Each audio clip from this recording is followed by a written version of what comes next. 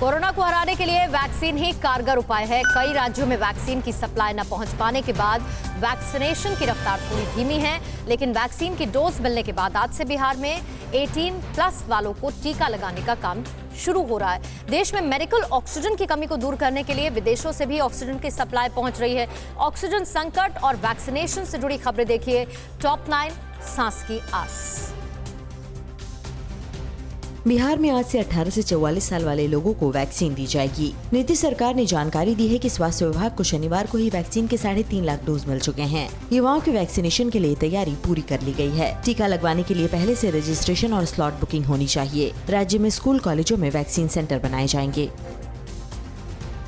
दिल्ली के सीएम अरविंद केजरीवाल ने कहा कि दिल्ली में वैक्सीन की बहुत कमी है। दिल्ली के पास सिर्फ 5-6 दिन की वैक्सीन बची है, जबकि अगर पर्याप्त वैक्सीन मिल जाए तो हम 3 महीने में पूरी दिल्ली को वैक्सीनेट कर सकते हैं। उन्होंने कहा कि दिल्ली में 18 साल से अधिक उम्र के 1.5 करोड़ लोग हैं, तो 3 करोड़ वैक्सीन चाहिए। दिल्ली सरकार को अब तक कुल 40 लाख वैक्सीन मिली है।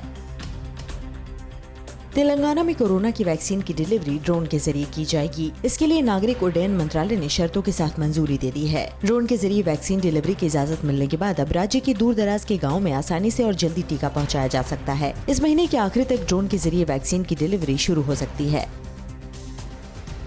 देश में अब तक 16 करोड़ 73 लाख से ज्यादा लोगों को कोरोना का टीका लगाया जा चुका है। सूचना और प्रसार मंत्रालय के मुताबिक पिछले 24 घंटे में करीब 23 लाख लोगों को टीका लगाया गया। उधर यूपी, दिल्ली, ओडिशा, कर्नाटक, राजस्थान के बाद हरियाणा सरकार ने भी पत्रकारों को प्राथमिकता के आधार पर मुफ्त में टीका लगाने का फैसला किया है। ऑक्सीजन एक्सप्रेस ट्रेनों से अब तक महाराष्ट्र, मध्य प्रदेश, हरियाणा, दिल्ली, राजस्थान, तेलंगाना और यूपी में लगभग 3400 मीट्रिक टन ऑक्सीजन पहुंचाई गई। वर्तमान में 417 मीट्रिक टन भरे हुए 26 टैंकर रास्ते में हैं। ये ऑक्सीजन 220 से भी अधिक टैंकरों में भरकर पहुंचाई गई है। महाराष्ट्र के लिए चौथी ऑक्सीजन एक्सप्रेस और नागपुर के लिए तीसरी ऑक्सीजन एक्सप्रेस अभी रास्ते में है। कोरोना की जंग में भारतीय वायुसेना भी दिन रात जुटी है। विदेशों से ऑक्सीजन टैंकर से लेकर जरूरी मेडिकल उपकरण और दवाइयों को लाने में वायुसेना के विशेष विमान बड़ी भूमिका निभा रहे हैं। इसके लिए वायुसेना ने कोविड राहत टास्क टीम बनाई है। इसमें 42 एयरक्राफ्ट की तैनाती की गई है। इन एयरक्राफ्ट की मदद से अब तक 75 ऑक्सीजन कंसंट्रेटर मंगाए गए हैं।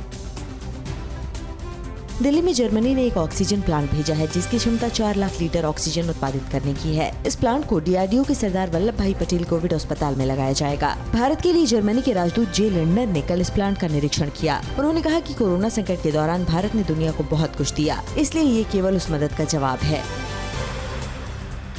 ऑस्ट्रिया और चेक रिपब्लिक से कल 886 ऑक्सीजन सिलेंडर भारत पहुंचे। इसमें से ऑस्ट्रिया से 396 ऑक्सीजन सिलेंडर और चेक रिपब्लिक से 500 ऑक्सीजन सिलेंडर मिले हैं। इसके साथ ही ऑस्ट्रिया से 1900 ऑक्सीजन कैन्यूला भी भारत आए हैं। इसके अलावा स्विट्जरलैंड और कनाडा से भी ऑक्सीजन कंसंट्रेटर और मेडिकल उपकरण भारत भेजे गए हैं।